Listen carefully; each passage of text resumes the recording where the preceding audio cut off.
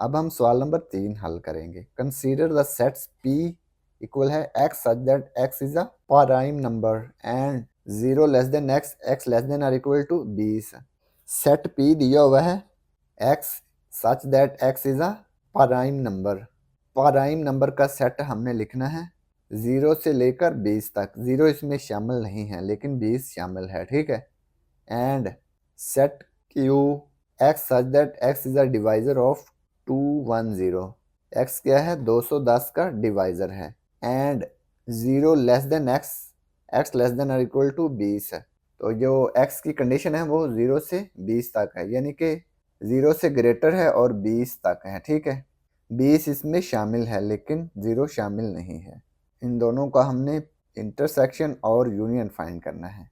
Part 1 में find P intersection Q, part 2 P union Q। तो पहले इंटरसेक्शन फाइंड करेंगे फिर यूनियन फाइंड कर लेंगे। ये सेट P हमने लिख दिया। सेट Q, तो सेट P को पहले लिख दे हैं।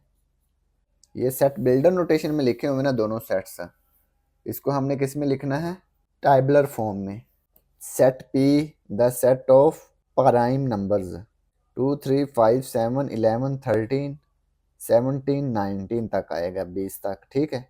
प्राइम नंबर वो नंबर होते हैं जो सिर्फ 1 पे डिवाइड होते हैं या अपने आप पे डिवाइड होते हैं। ये देखें 2 जो है ये 1 पे डिवाइड होगा या सिर्फ 2 पे डिवाइड होगा। इसी तरह से 3 ये भी 1 पे डिवाइड हो सकता है या 3 पे डिवाइड हो सकता है।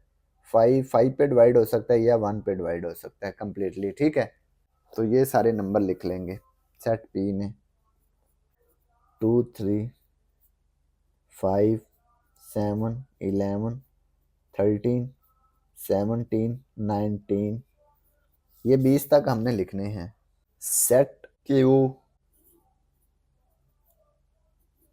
x is a divisor of 210। तो x जो है ये 210 का डिवाइजर है, 210 को मुकम्मल तौर पे डिवाइड करता है। x की कंडीशन क्या है? 0 से बड़ी है और 20 तक है, ठीक है। यानी कि x की जो वैल्यू है ये 0 से 20 तक है। 0 इसमें शामिल नहीं है लेकिन 20 इसमें शामिल है। 210 को 1 पे डिवाइड करेंगे, ये देखें कम्प्लीटली डिवाइड हो रहा है ना, तो ये 1 आ जाएगा इसमें। 2 पे डिवाइड करते हैं 210 को, ये भी कम्प्लीटली डिवाइड होता है, तो ये भी इसमें आ जाएगा। ये भी 2 भी इसका डिवाइज़र है 210 का। 210 को 3 पे डिवाइड करें तो ये 70 आता है। 3 भी 210 को कम्प्लीटली डिवाइड करता है, ये इसका डिवाइज़र है 3।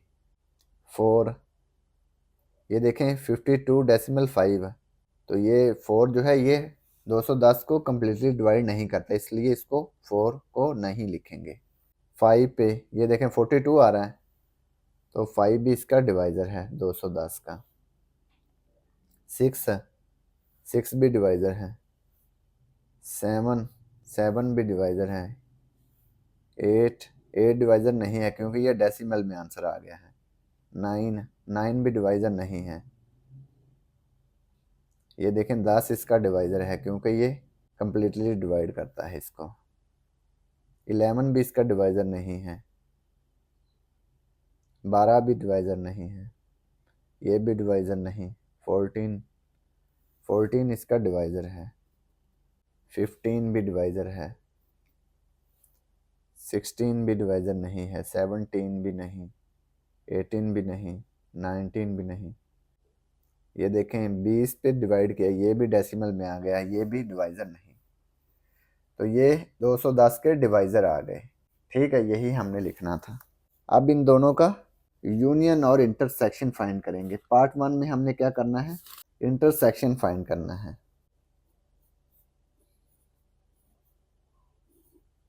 इंटरसेक्शन सेट P लिखेंगे।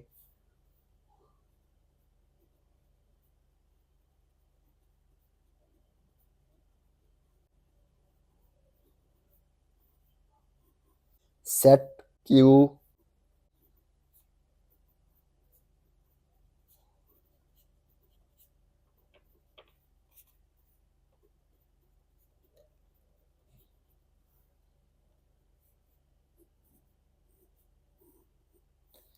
इन दोनों का इंटरसेक्शन फाइंड करना है। इंटरसेक्शन में हम क्या करते हैं, दोनों सेट्स में जो सेम एलिमेंट्स होते हैं ना दोनों सेट में, वो हम इंटरसेक्शन में लिख लेते हैं।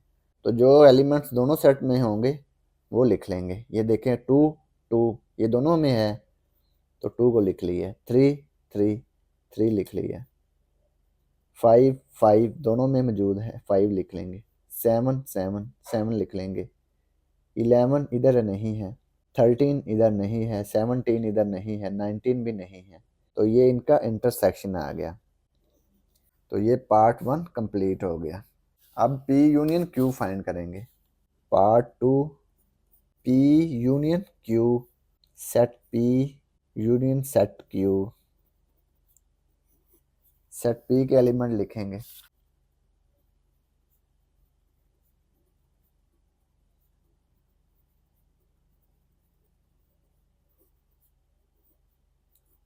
ये सेट P है। अब यूनियन लिख के सेट Q लिखेंगे। 1 2 3 5 6।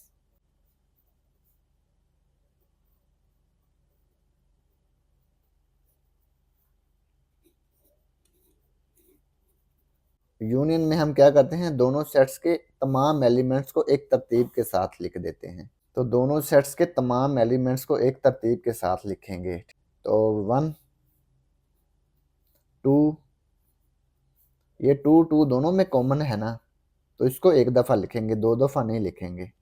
3 3 एक दफ़ा लिखेंगे। 5 5 6 7 ये आ गया। 10 11 13